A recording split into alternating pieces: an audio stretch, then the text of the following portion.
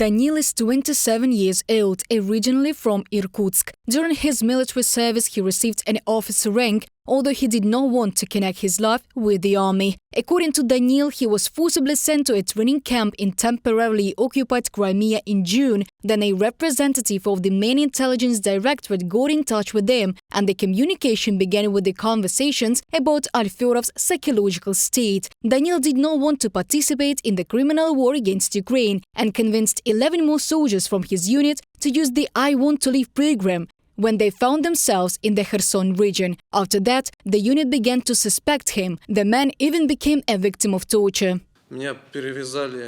I was tied up to a tree for a day. They tied my hands behind my back, tied with zip ties, and beat me up.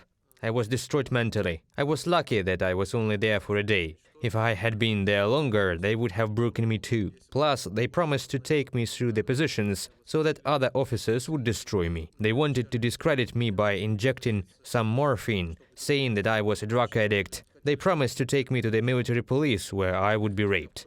The abuse was carried out by a special detachment of the battalion commander, and according to Daniil, there were such detachments along the entire front line. After this incident, Alfyorov decided to escape. He contacted the main intelligence directorate and a few days later surrendered to the Ukrainian special forces. The man does not plan to return to Russia until the end of the war. Ukrainian intelligence says that the number of requests from Russian soldiers has increased by 70% in recent weeks. This was primarily influenced by the success of Operation Barynya, when pilot Maxim Kuzminov flew a Russian Mi-8 combat helicopter to Ukraine. But the degraded morale of Russian soldiers also takes its toll.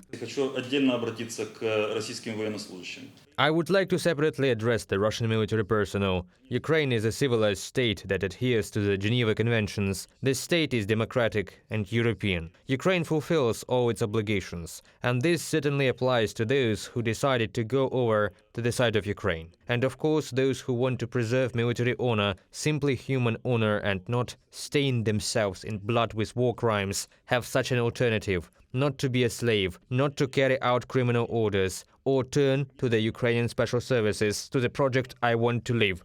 In total, according to representatives of the main intelligence directorate, 200 Russian soldiers have already used the I Want to Live program, and about 1,000 more similar operations are at the final stage of work. Reported by Diana Kolesnik, Danilo Kobza, UNTV News.